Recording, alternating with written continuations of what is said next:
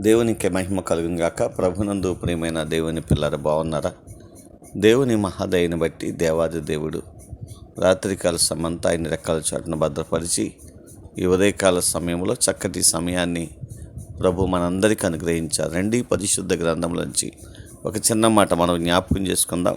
కీర్తన గ్రంథము 75వ అధ్యాయము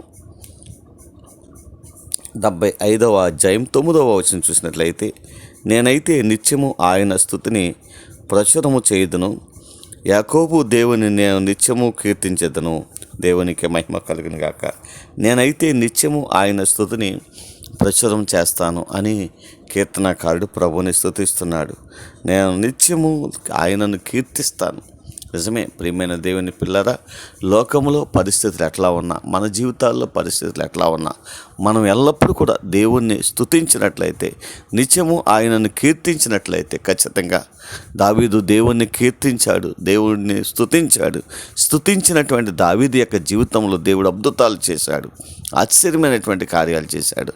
నిజమే, ఎటువంటి పరిస్థితులు మన జీవితాల్లో ఎదురైనా మనం ఎల్లప్పుడూ కూడా ప్రభువుని స్తుతిస్తూ ఆయనను కీర్తించగలిగినట్లయితే ఖచ్చితంగా ఒక ఉన్నతమైనటువంటి ఆశీర్వాదకరమైనటువంటి దీవెనకరమైనటువంటి కార్యాలని మన జీవితాల్లో చూడగలుగుతాం. కనుక అందుకే కీర్తనకారుడు అంటున్నాడు, నేనైతే ఎల్లప్పుడూ కూడా దేవుణ్ణి స్తుతిస్తాను, నిత్యము ఆయన సన్నిధిని కీర్తిస్తాను అని చక్కటి వాగ్దానాన్ని జ్ఞాపకం చేస్తున్నాడు. కాబట్టి ఈ ఉదయకాల సమయంలో మనము కూడా ఇటువంటి విశ్వాస జీవితాన్ని మనము కలిగి ఎల్లప్పుడూ ప్రభువుని కీర్తిస్తూ స్తుతిస్తూ ఆయన సాక్షులుగా జీవించడానికి పరిశుద్ధాత్మ దేవుడు మనల్ని బలపరచాలని, అటువంటి విశ్వాస జీవితాన్ని దేవుడు మనకి సమృద్ధిగా అనుగ్రహించాలని ఈ చిన్న మాట ద్వారా జ్ఞాపకం చేస్తున్నాను. దేవుడు అటువంటి గొప్ప భాగ్యాన్ని ప్రభు మనందరికీ అనుగ్రహించి నడిపించునుగాక.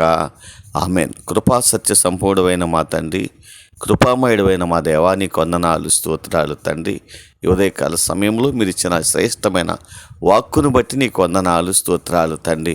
అటువంటి విశ్వాస జీవితాన్ని మాకందరికీ దయచేయండి. మా గ్రామాన్ని దీవించండి, సంఘాన్ని దీవించండి, మా రాష్ట్రాన్ని జ్ఞాపకం చేసుకొని రాష్ట్ర ప్రజలందరినీ దీవించండి. అధికారులను అనధికారులను కూడా జ్ఞాపకం చేసుకొని సమయోచితమైన జ్ఞానాన్ని వారికి దయచేయండి. బిడ్డలు చేస్తున్న వ్యవసాయములను, చేతి పనులను, వ్యాపారములను, ఉద్యోగములు కూడా దీవించండి, ఆస్వాదించండి. ఈ దినాన్ని చక్కటి కార్యక్రమాలు చేసి నేను గణపరుస్తున్న వారిని కూడా గణపరచండి. అయ్యా, ఎవరే సమస్యలతో ఉన్నారో, ఇబ్బందుల్లో ఉన్నారో వారందరినీ ఆ సమస్యల నుండి విడిపించండి. మంచి ఆరోగ్యము, బలమును, శక్తిని దయచేయండి. మా దేశాన్ని, ప్రపంచ దేశాలన్నింటినీ జ్ఞాపకం చేసుకొని నెమ్మది, క్షేమమును దయచేయండి, సమాధానాన్ని దయచేయండి.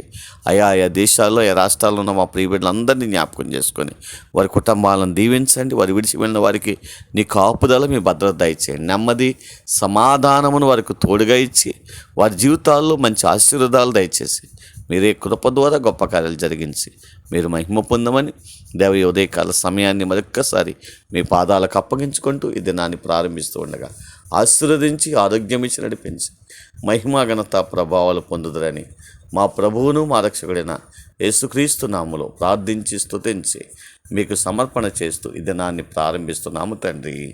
ఆమేన్. God bless you. దేవుడు మిమ్మల్ని, మీ కుటుంబాలను బహుగా దీవించి ఆశీర్వదించును గాక. ఆమేన్.